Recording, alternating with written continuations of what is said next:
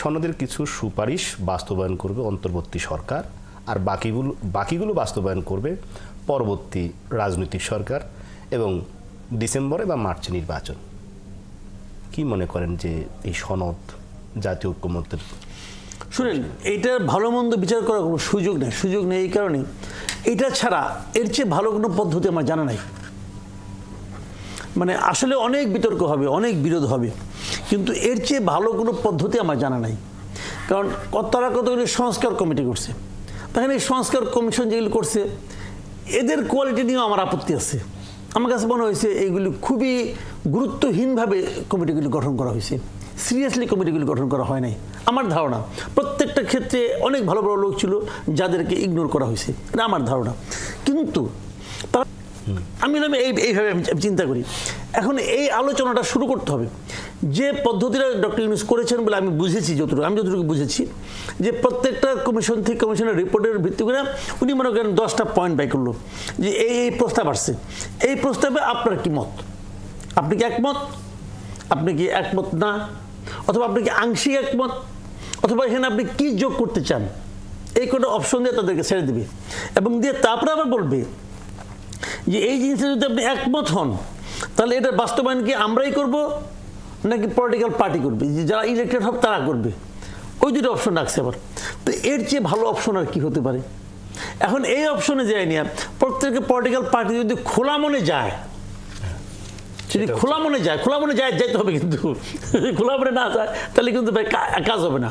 তাহলে আপনি প্রত্যেকটা পয়েন্ট নিয়ে আপনি আপত্তি করলেন, তাহলে তো কিছু হইল না। যদি খোলা মনে যায় সবাই, আমি মনে করি এইখান থেকে একটা ভালো কিছু বের হতে পারে, এটা আমি মনে করি।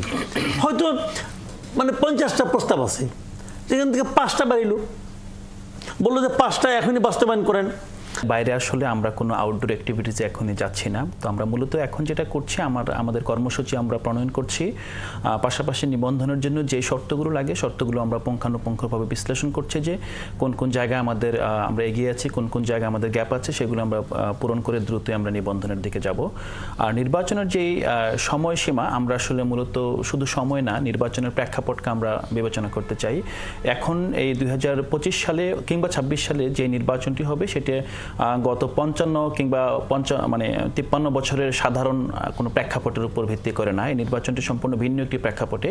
যখন আমরা দেখেছি যে বাংলাদেশে গণতান্ত্রিক ধারা স্বাভাবিকভাবে শুধু রিজাইম চেঞ্জ নির্বাচনে পরিণত হয়, তখন আমরা মনে করি যে এই গণঅভ্যুত্থান এবং গণঅভ্যুত্থানের যে শহীদ আহত, তাদের যে আকাঙ্ক্ষা, তাদের যে স্পিরিট, এটা ভুলণ্ঠিত হবে। এই পর্যায়ে আমরা আরেকটু বলতে চাই যে নির্বাচনের যে সময়সীমা, আমরা সময়সীমার চেয়ে বেশি গুরুত্ব দিচ্ছি যে মূলত নির্বাচনটা কি নির্বাচন হবে। আমরা আগে থেকেই দাবি করছিলাম, আমরা যখন জাতীয় নাগরিক কমিটি করি, তারপর যখন বৈষম্য ছাত্র আন্দোলন এবং জাতীয় নাগরিক কমিটির 5 দফা ঘোষণা ছিল, সেক্ষেত্রে আমরা বলেছিলাম একটি গণপরিষদের মাধ্যমে নতুন একটি সংবিধান প্রণয়ন করতে হবে। এই প্রেক্ষাপটে আমাদেরকে একটা বিষয় বুঝতে হবে যে আমরা কিন্তু সময়ের সাথে সাথে, সেক্ষেত্রে আপনার যারা নির্বাচিত হয়ে আসবেন তারা একটি গণপরিষদের মাধ্যমে নতুন সংবিধান প্রণয়ন করবেন, পাশাপাশি তারা সাংসদের হিসেবে কার্যক্রম পরিচালনা করবেন। এই প্রেক্ষাপটে আমরা জাস্ট শেষ যে কথাটা বলতে চাই সেটা হলো যে বাংলাদেশে এখন যে বিদ্যমান ব্যবস্থা, আমরা যে বিদ্যমান ব্যবস্থাকে আমরাকে বলছি যে একটা নতুন রিপাবলিকের দিকে আমরা যাচ্ছি। নতুন second Republic definitely. Second Republic মূলত আমরা দেখেছি দীর্ঘদিন ধরে বাংলাদেশের যে গণতান্ত্রিক প্রতিষ্ঠানগুলো গণতন্ত্রের বিপরীতে দাঁড়িয়ে এখানে একনায়কতন্ত্র, স্বৈরতন্ত্র এবং ফেসিবাদের চর্চার উর্বর ভূমি হয়ে পড়েছিল। আমরা যে ট্রানজিশন হচ্ছে, ট্রানজিশনে যদি আমরা সম্পূর্ণভাবে একটা গণপরিষদ নির্বাচনের মাধ্যমে নতুন একটা গণতান্ত্রিক সংবিধানের মাধ্যমে এগুতে পারি, সেই অবস্থার পরে যে রাষ্ট্রটা আসবে, যে কাঠামোটা আসবে, রিপাবলিকটা আসবে, আমরা কিন্তু সেটাকে সেকেন্ড রিপাবলিক বলছি। সেকেন্ড রিপাবলিক বলতে অতীতের সবকিছু ভেঙে দেওয়া না, বরং অতীতের ধারাবাহিকতায় নতুনভাবে নিজেদেরকে নিজের নতুন আকাঙ্ক্ষা নিয়ে আত্মপ্রকাশের যেই আপনার আইডিয়া, এটার বাস্তবায়নটা হলো সেকেন্ড রিপাবলিক। আপনি যদি গণপরিষদ নির্বাচন করেন, দেখেন আমাদের কিন্তু কোনো গণপরিষদ নির্বাচনে সেভাবে কোনো অভিজ্ঞতা নাই। আমাদের যেটা 70-এ যেটাকে গণপরিষদ বলা হচ্ছিল, সেটা হলো ওই সময় 2টা নির্বাচন হয়েছিল আমাদের এখানে, একটা হলো প্রাদেশিক পরিষদ, একটা জাতীয় পরিষদ। তো তারপরে তো জাতীয় পরিষদ ভেঙে গেল, পাকিস্তানের সাথে আলাদা হয়ে গেলাম। আর আলাদা হয়ে যাওয়ার পর যা থাকলো আমাদের এখানে, প্রাদেশিক পরিষদও থাকলো, জাতীয় পরিষদও থাকলো। তারা মিলে যে কজন ছিল সবাই মিলে, মানে তখন বঙ্গবন্ধু শেখ মুজিব বলেন যে এরাই হলো গিয়ে আমার গণপরিষদ এই সদস্য, এরা মিলে আমার করবে, এই সংবিধান প্রণয়ন করবে। উনি বললেন এটার সঙ্গে কিন্তু তখন অনেকে দ্বিমত পোষণ করছিল, মৌলানা ভাসানী এটার সঙ্গে দ্বিমত পোষণ করছিল, এইভাবে এটা হয় না। যেহেতু উনি করেছেন, উনি তখন একাই যা বলতেন ওইটাই তো মানে সব কিছু হইতো। তো তারা মিলে একটা করলো, সংবিধানকে প্রণয়ন করলো। ৭২-এর ১৬ই আগস্ট সংবিধান মানে হইলো, পাশ হইলো সংসদ, এই গণপরিষদে পাশ হওয়ার পরে ওই দিন রাত্রে ১২টার সময় তারা সবাই রিজাইন করলো, কিন্তু গণপরিষদ বিলুপ্ত হয়ে গেল। আমাদের এই দেশে গণপরিষদের একটা মাত্র এক্সাম্পল আছে এইভাবে, তাও এটা আধা খেসে গণপরিষদ আমি মনে করি। আচ্ছা ফাইন, এখন আমার কোশ্চেনটা হলো, ওনারা যে গণপরিষদটা চাচ্ছেন সংবিধান করার জন্য, একসঙ্গে নির্বাচনের প্রস্তাবটা আমার পছন্দ হয়েছে, ধরলাম একসঙ্গে হলো নির্বাচনটা, সেক্ষেত্রে একসঙ্গে কি দুটো ব্যালট হবে এবং ওখানে কি দুজন প্রার্থী থাকবে? এটা হলো আমার ধারণা। কেন বলবো এটা বিস্তারিত ব্যাখ্যা যদি পরে প্রশ্ন করেন তখন জমা দিতে পারবো। আর সেকেন্ড রিপাবলিক আমি কি নাম দিলেন সেটা এক জিনিস না, বিষয়টা হলো নীতিটা কি, করবেনটা কি। আমি একটা এক্সাম্পল দিয়ে বলি, আপনাদেরকে সংবিধান করবেন, তাই না? সংবিধানটা কি? এটার আলোকে দেশ চলবে। কোরআন শরীফ প্রত্যেকটা মুসলমানের জন্য তো এটাই সংবিধান, এটাই সংবিধান না? আপনি মুসলমান, আমি মুসলমান, আমি আর আপনার জীবনযাপন কি এক ভাই? একটা তো। আমি আপনি কি করি, আমি করি কি আমার সুবিধা রয়েছে ওটাকে নেই, আমি যতটুকু আমার সুবিধা ওইটুকু আমি বলি, বলার সময় ওইটুকু বলি কিন্তু।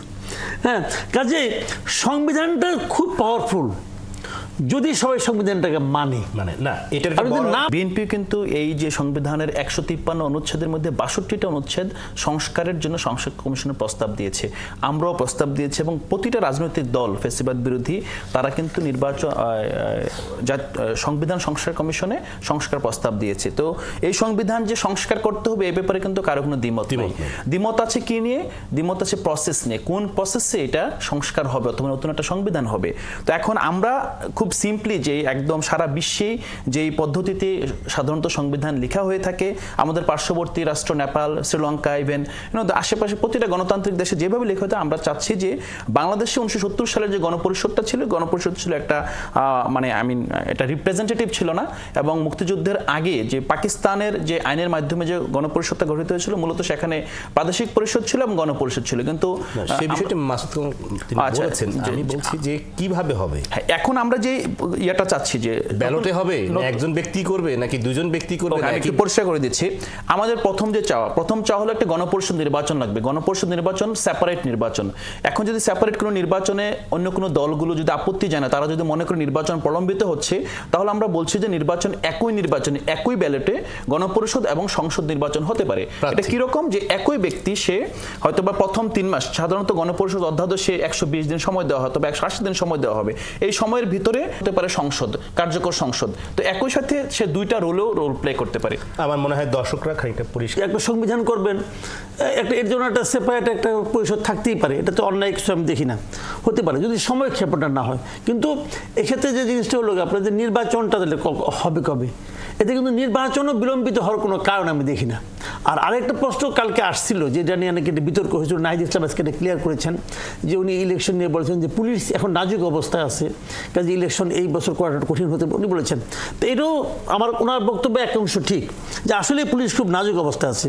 এক্ষেত্রে আমার প্রস্তাব হলো, আপনি পুলিশের উপর ডিপেন্ড করেন না, ইলেকশন আর্মিকে নামান, ইলেকশন আপনি আর্মিকে নামান, আর্মিকে নামে ইলেকশন করে ফেলান, ইলেকশনটা হতে হবে। কারণটা হলো কি, যে আপনি যতক্ষণ পর্যন্ত একটা পলিটিক্যাল গভর্নমেন্ট না আসবে ততক্ষণ পর্যন্ত আপনার বাইরের থেকেও কিন্তু অনেক কিছু পাবেন না।